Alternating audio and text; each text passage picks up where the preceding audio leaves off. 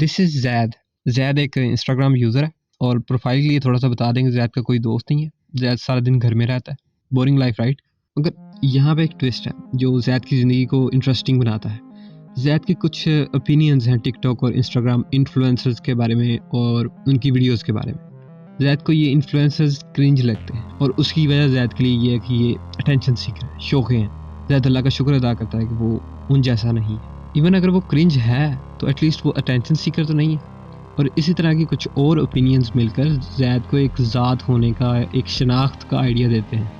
مگر ایک دن زید اسکرول کرتے ہوئے یوٹیوب پر ایڈم فلپس کا ایک لیکچر دیکھتا ہے جس کا موضوع بحث یہ ہے کہ why attention seeking is the best thing we can do. Zaid کے اندر کوئی چیز اسے اس لیکچر کی طرف مائل کرتی ہے جیسے اسے سننے کی ضرورت ہو, اور وہ 1 گھنٹے کا لیکچر سنتا ہے. اور اس ایکٹیویٹی سے کیا ہوتا ہے کہ زید کے اوپینینز بدل جاتے ہیں اور اس کی زندگی بہتر ہو جاتی ہے. کیسے, کیوں؟ سارے راز اٹینشن میں ہیں کہ یہ کیا ہے اور ایڈم فلپس کیوں کہتے ہیں کہ یہ ہمارے لیے سب سے بہترین کام ہے. فرسٹ آف آل, اٹینشن ہماری زندگی کے لیے بہت زیادہ اہمیت رکھتی ہے. اٹینشن وہ بیہیویئر ہے جس سے ہم کوئی نہ کوئی شوق پالتے ہیں. ہر چیز ہماری زندگی میں اس بات پر ڈپینڈ کرتی ہے کہ ہماری توجہ کہاں ہے, ہم کیا کام کر رہے ہیں اور کس چیز کو اٹینشن دے رہے ہیں. اس طرح کچھ آئیڈیاز کے ساتھ ہمارا لگاؤ ہو جانا, ہمارا obsession ہو جانا انسان کو ایک شناخت دیتا ہے, ایک آئیڈینٹی دیتا ہے. جیسے ہم عمران خان کو اس کی تبدیلی کے آئیڈیا کی وجہ سے جانتے ہیں, نیوٹن کو اس کو گریویٹیشنل فورس کے آئیڈیا کی وجہ سے جانتے ہیں, سقراط کو اس کے سچ ڈھونڈنے کے آئیڈیا کی وجہ سے جانتے ہیں. ہم جس چیز کو اٹینشن دے رہے ہوتے ہیں, یعنی کہ ہمارے شوق, ہمارے انٹرسٹ جو ہوتے ہیں, وہی ہماری زندگی ہمارے لیے آرگنائز کرتے ہیں, اس کو سیدھا کرتے ہیں. اب امیجن کریں ایسی دنیا جہاں پہ انٹرسٹ ہی نہ ہو کسی کو کسی چیز میں.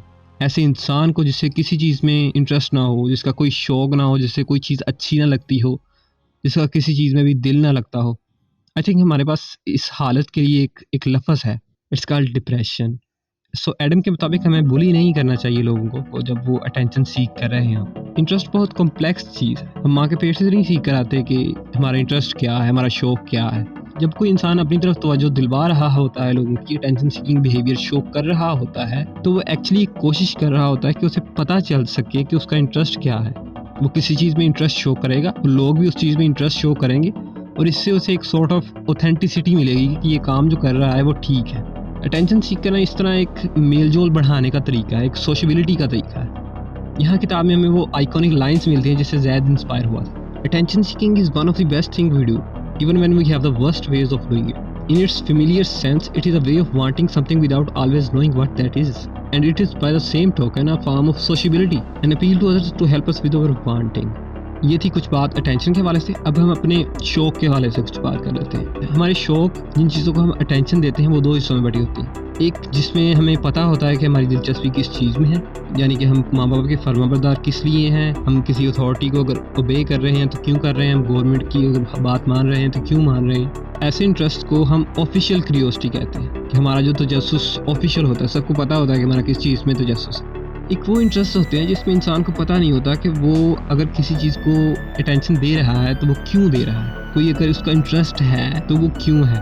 یہ تجسس جو ہوتا ہے یہ ان آفیشیل ہوتا ہے, نظروں سے اوجھل ہوتا ہے, دنیا سے اوجھل ہوتا ہے. سو یہ چیز جو ہے وہ ان آفیشیل کریوسٹی کو, اس تجسس کو تھوڑا سا کمپلیکس اور کنفیوزنگ بناتی ہے. ہمیں یہ شوق خود ڈیسائیڈ کرنا پڑتا ہے, خود ڈھونڈنا پڑتا ہے یہ اتھینٹک ہے, خود میل جول بڑھانا پڑتا ہے لوگوں کے ساتھ, اٹینشن سیکھ کرنی پڑتی ہے لوگوں سے, پھر ہمیں پتہ چلتا ہے کہ ہماری انٹرسٹ کیا ہے. یہ محنت طلب کام ہے. سو نارمل ٹرینڈ یہ ہے کہ عوام اسی انٹرسٹ کو فالو کرتی ہے جس کے بارے میں سب کو آئیڈیا ہوتا ہے, کامن سینس میں چیز ہوتی ہے. یعنی کہ آفیشیل کریوسٹی جو ہوتی ہے, آفیشیل چیزوں میں جو تجسس لوگوں کا ہوتا ہے, لوگ اسے ہی فالو کرتے ہیں. اور اس آفیشیل کریوسٹی کا جو الٹیمیٹ ذمہ ہوتا ہے وہ ان حلقوں کے پاس ہوتا ہے معاشرے میں جن کے پاس پاور ہوتی ہے. ایڈم انہیں ریجیمز آف اٹینشن کہتے ہیں, لائک میڈیا, مذہب, ماں باپ, ملک. اور یہ سارے حلقے ہماری اٹینشن کو پالیسیز, رولز, اقدار, عقائد کے ذریعے کنٹرول کرتے ہیں. اب اس عمل کا نقصان کیا ہے کہ جب ہمیں کوئی اتھارٹی یا دوسرا بتا رہا ہوتا ہے کہ ہمارا فوکس کہاں ہونا چاہیے زندگی جینے کے لیے. نمبر 1, اس کنٹرول یا مارشل لا کی وجہ سے انسان خود اپنی مرضی سے اپنی اٹینشن کو استعمال نہیں کر سکتا. اور جب کوئی اس طرح کے کنٹرول سے تنگ آ کر, باغی ہو کر اٹینشن سیک کرنے کی کوشش کرتا ہے, اٹینشن سیکنگ بیہیویئر شو کرتا ہے, تو معاشرہ جو ہے اسے شوخا یا کرنج کا لیبل دیتا ہے. نمبر 2, اتھارٹیز ہمیں یہ تو بتاتی ہیں کہ ہماری اٹینشن کہاں ہونی چاہیے, ہماری توجہ کہاں ہونی چاہیے, مگر اس اٹینشن کے نتائج کیا ہوں گے وہ ہمیں کوئی نہیں بتاتا. فرض کریں ایک ماں باپ ہیں، ایک اتھارٹی فگر ہے جو ہماری اٹینشن ڈرائیو کر رہے ہیں ٹورڈز کہ ہم شادی کر لیں، تو وہ ہمیں اس سے کانسیکوینسز کے ذمہ دار نہیں وہ ہوتے کہ اس کے کیا ہوں گے، نہ انہیں پتہ ہوتا ہے کہ اس کے کانسیکوینسز کیا ہوں گے، نہ ہمیں پتہ ہوتا ہے کہ اس کے کانسیکوینسز کیا ہوں گے. سو نو بڈی ٹیکس رسپانسبلٹی فار دیٹ. اور ہمارے لیے بھی جب وہ جس طرح ہم نے سوچا ہے وہ اس طرح شادی نہ چلے، ہمارے لیے ذمہ داری اس کی اٹھانا بڑی مشکل ہوتی ہے، کیونکہ ہم ایزیلی بلیم پیرنٹس پر ڈال سکتے ہیں کہ میں نے تو ان کی مانی تھی، انہوں نے جس چیز پر فوکس کرنے کو کہا تھا وہ کی تھی. تو ایک اور بات یہ ہے کہ جب آپ کی اٹینشن پر ماشاء اللہ لگا ہوا ہوتا ہے یا وہ کنٹرول کی جا رہی ہوتی ہے، تو ہم یہ اس طرح کے سوالات نہیں پوچھ سکتے کہ اگر ہماری اٹینشن رجیمز کنٹرول نہ کریں تو زندگی کیسی ہوگی. اگر ہم لیٹس سے فوکس نہ کریں کچھ چیزوں پر جتنی ارجنٹلی ہم کر رہے ہیں، جتنے جذباتی ہو کر ہم کسی چیز کو فالو کر رہے ہیں، اگر ہم اسے نہ کریں، کسی رول کو فالو نہ کریں، تو زندگی کیسی ہوگی؟ کیا وہ بہتر ہو سکتی؟ وہ ٹینشن کیسی ہوگی جو ہم خود کسی چیز کو دے رہے ہوں گے؟ وہ انٹرسٹ کیسی زندگی بنائیں گے جو ہم نے خود چوز کیے ہوئے ہوں؟ ہم اس طرح کے سوالات نہیں پوچھ سکتے جب ہم انڈر دی ماشاء اللہ ہوں. جب آپ کو اخلاقیات، موریلٹی، زندگی آرگنائز کرنے کے لیے انٹرسٹ بنے بنائے مل جاتے ہیں کہ ہمیں اس چیز پر فوکس کرنا چاہیے، اگر ہم نے اخلاق ڈیولپ کرنا ہے، تو زندگی ریپیٹیٹیو ہو جاتی، بورنگ ہو جاتی ہے، آپ ایکسپیریمنٹس نہیں کر سکتے. اس کا مطلب ہے کہ آپ کی زندگی پر ایک حد لگ جاتی ہے. تو یہی ایڈم کا مین پوائنٹ ہے کہ ہمیں اپنی اٹینشن اور کریوسٹی، تجسس کو خود کنٹرول کرنا چاہیے، خود کے شوق ہونے چاہیے، خود کوئی شناخت بنانی چاہیے. جو بھی سوسائٹیاں، اتھارٹیز، رولز، اخلاقی قوانین، پالیسیز، انٹرسٹ ہمیں دیتی ہے، انہیں ٹرانسفارم کرنا چاہیے اپنی مرضی سے، جیسا ہم انہیں چاہتے ہیں کہ وہ ویسے ہونے چاہیے، تبھی ہماری زندگی آسان ہوگی.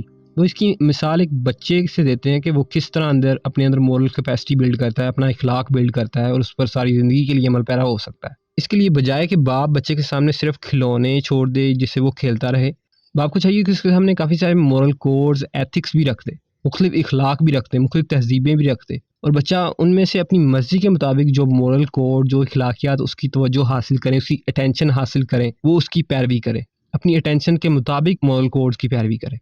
اس طرح اس کی اپنی ایک اخلاقی کیپیسٹی بنے گی اور وہ رسپانسبل ہوگا جو بھی وہ زندگی میں قدم اٹھائے گا. سو کوئی بھی بلیف، رول یا پالیسی اتنی فلیکسیبل ہونی چاہیے کہ ہم اسے ٹرانسفارم کر سکیں. اگر وہ بلیف ٹرانسفارم نہیں ہو سکتا تو وہ ہمارے لیے ایک ٹراما سے کم نہیں ہے.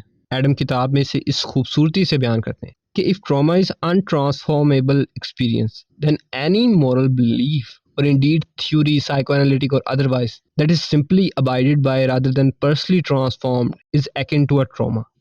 مطلب کہ لیٹ سے اگر آپ علامہ اقبال شاعر مشرق جو ہیں ہمارے، ان کو پڑھتے ہیں اور کسی طرح ان کی شاعری کو ٹرانسفارم نہیں کر سکتے اپنی زندگی میں اپلائی کرنے کے لیے، تو اٹس جسٹ لائک ٹراما. وہ آپ کی سائیکی میں ایک بس زخم بن کر رہ جاتا ہے، وہ جو بھی نالج ہے، وہ جو بھی عقیدہ ہے. اب یہاں پہ سوال ہو سکتا ہے کہ ہمیں کیسے پتہ چلے گا کہ ہم کیا چاہتے ہیں، کس طرح کی اٹینشن کن چیزوں کو دینا چاہتے ہیں، ہمارے لیے کیا بہتر ہے، کون سی اٹینشن بہتر ہے، کون سا شوق ہمارے لیے بہتر ہے. ایڈم کے مطابق سائیکو انالیسس میں خواب اور فری ایسوسیشن کا جو میتھڈ ہے تھیراپی کا، وہ ہمیں ایک نئی طرح کی اٹینشن کے بارے میں جانکاری دے سکتے ہیں. اگر آپ نے مزید سائیکو انالیسس کے بارے میں جاننا ہے تو we have a video on Sigmund Freud. بہت کچھ ہو رہا ہے اس کتاب کے حوالے سے بات کرنے کے لیے کہ کیا ہوتا ہے کہ جب ہم کوئی اٹینشن سیکنگ سٹنٹ کرتے ہیں اور ہمیں اٹینشن وہ نہیں ملتی. ایک چیز جو یقیناً ہوتی ہے اس کے بعد، وہ ہمیں شرم آتی ہے، اور ایک تہائی اس کتاب کا حصہ محض شرم پر مشتمل ہے کہ یہ کیا ہے اور ہمارا کیا رویہ ہونا چاہیے شرم کو لے کر. لیکن یہ سب پھر کسی دن. Let's get back to Zaid. اس لیکچر سننے کے بعد، کتاب پڑھنے کے بعد، زید immediately judged himself as having inferiority complex and diagnosed himself with depression. وہ کبھی ارادتاً آئینہ نہیں دیکھتا تھا، مگر اس دن اس نے آئینہ دیکھا اور اس نے صرف نا امیدی دیکھی، ایسی چیز دیکھی جو کبھی نہیں بدل سکتی تھی. لیکن وہ نا امیدی بھی اس کی زندگی میں باقی سب چیزوں کی طرح عارضی تھی.